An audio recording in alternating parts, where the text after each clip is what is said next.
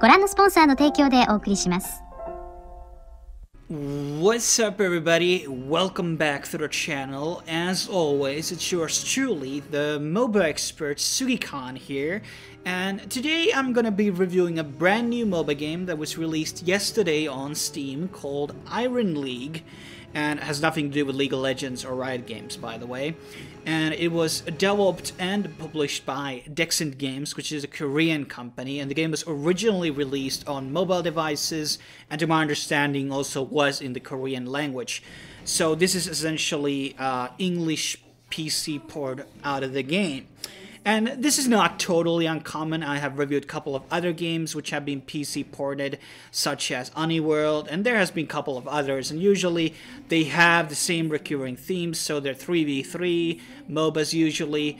The graphics have been always upscaled from the tablet version or the mobile versions, and usually there's like only 3 abilities and quick buy item system, and pretty much like no actual strategic like a value in the game. So these are very simplistic games. I've got to give it to Vainglory though. That game does have some actual objectives in the game, but a game like Iron League is very simplistic, and all the games that I didn't end up playing were total stomps, and the games turned out to be very snowbally. They tend to be like 5-6 minutes, and the graphics themselves are not too bad, I gotta say. I mean, they actually look rather decent when you compare it to some of the older MOBAs that we have been playing, although, you know, it's not really about the graphics, it's really about the gameplay.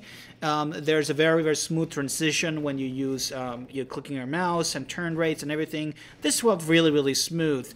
And buying items, there was little to no optimization in terms of the graphics or changing the actual volume levels inside the game, so I had to do it manually through Windows. Something that should be on like every game, so there was only like an option, turn off the sounds, turn off the music, and so on. And speaking of sounds, some of the announcer and the voice actors were kind of annoying. I had to say the music was actually pretty decent for a game like this, so props for that. And overall, like, the game has like around 30 new 30 characters. There are a couple of different maps inside the game. You can play 2v2, 1v1, and 3 versus 3. And some of the skins and the designs are rather decent. I wouldn't go far as to say that abilities are very unique. Obviously, it's supported from tablets, so you don't expect anything like super detailed or super complex.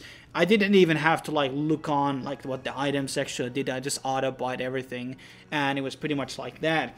And the arenas are, you know, somewhat similar.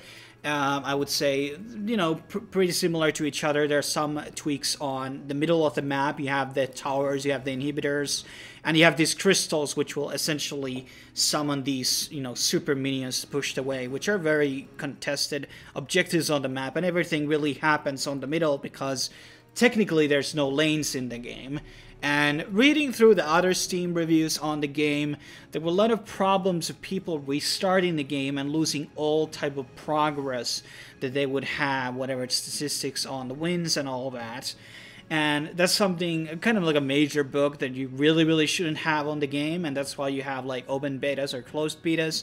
But I guess they didn't want to do that. Maybe this is just a cash grab, because I went to look into the prices for the characters. Some of them costed over 10 euros.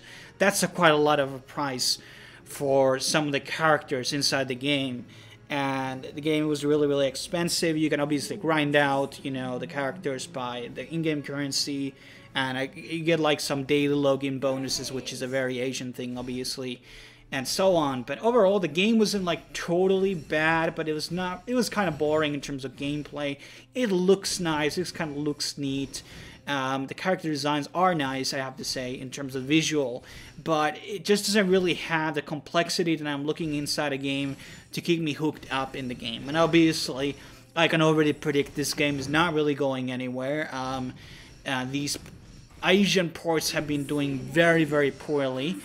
good props were going to Steam. I guess they're a really small company anyway, so they probably wouldn't have any other options out there, but I don't think that they're going to be staying up and developing the game for the next 3 years.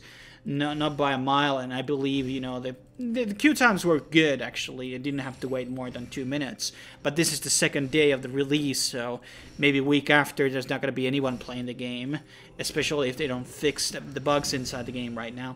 But I don't really have much else to say about Iron League. I don't expect, like, doing any type of videos about it in the future, unless there's some big drama about it that I want to discuss, or the game gets massive overhaul and still played by millions of players in 3 years. Maybe then I could take a look at it again, but for now I think it's an okay game. It runs smoothly, the graphics are neat, but it does lack depth and something that really makes it stand out from the other games in the market. And thanks for watching. Stay tuned for more MOBA reviews on the channel, so click that subscribe button. You can support me by buying stuff from the links down below, and you know, basically by subscribing, turning off app block, or installing the Brave browser. Give me some crypto. But I will see you guys next time. Thanks for watching. See you soon.